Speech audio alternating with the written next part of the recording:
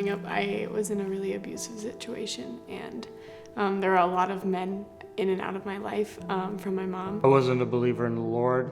I believed in God, but that's all I knew. All of a sudden, I got a letter, somebody looking for child support, and said that I had a 3-year-old daughter.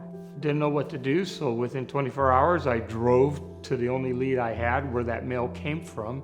And I walked in, I said, "Hi, I'm this guy, what do I do?" And so I saw a lifestyle that my daughter was living in that was really dangerous and bad. For me, the only thing I knew how to do, which is something I've never done before, was I cried out to God. I wanted to just clean up my life, from drugs, from alcohol, from partying, from just a reckless Hollywood lifestyle. I started going to church, and it took a few years, and God opened the door that once a month I was able to somehow come see Kristi. And I just thought, what judge is going to rule in my favor? But it got so bad that I just finally called a lawyer, and she turned out to be a Christian. Everything stacked against me, against a Mormon family. And miraculously, we won full custody. When he got custody of me, I was 7 years old, but I was like a 3-year-old because I hadn't had any real parenting. So he had to start from square one. My dad was not only an actual dad, but he was like my friend. And I think that's really cool because, God's our dad, but he's our friend. I was going to youth group. There was a guy that started coming there as well. And we became friends pretty quickly. He was very manipulative and would like to threaten a lot of self-inflicted harm based on what I would and wouldn't do for him. I'm super depressed and I'm going to kill myself if you don't do such and such things. And it got to the point where it was obvious that what he was pushing towards, and I freaked out. And I froze. And I said no, and I tried, but I was just frozen. Shortly after I figured it out that I was pregnant, I saw this life that I had, and it was being thrown upside down in my mind at that point.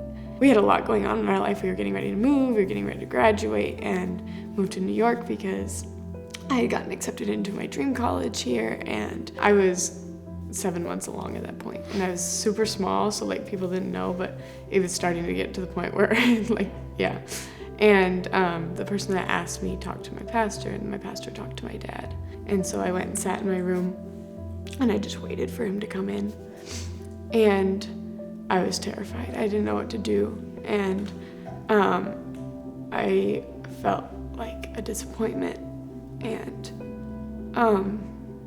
he came in, and he didn't even say anything at first, even remotely related. He was just telling me how much he loved me.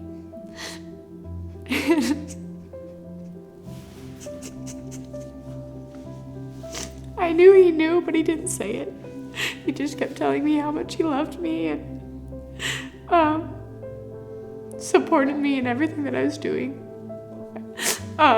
He made me feel immediately like we want to take care of this baby, and we want to make sure that she knows she's loved and not feel like she's hidden and shamed. And so we started, going to doctor's appointments and getting caught up on everything. And everything that I was afraid of didn't happen.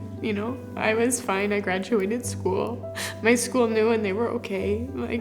My dad supported me through everything, and Actually, I like to just think it's all about me. God didn't want me to, he's making up for those 3 years I missed with her. So now I get to change diapers with her, with my granddaughter, since I didn't get to do it with Kristi. It is the greatest gift I've ever received, 2 of them now, ever. Again, if I would have got everything I wanted, I would have shortchanged myself. I was a single bachelor wanting to be a movie star, film director, this or that.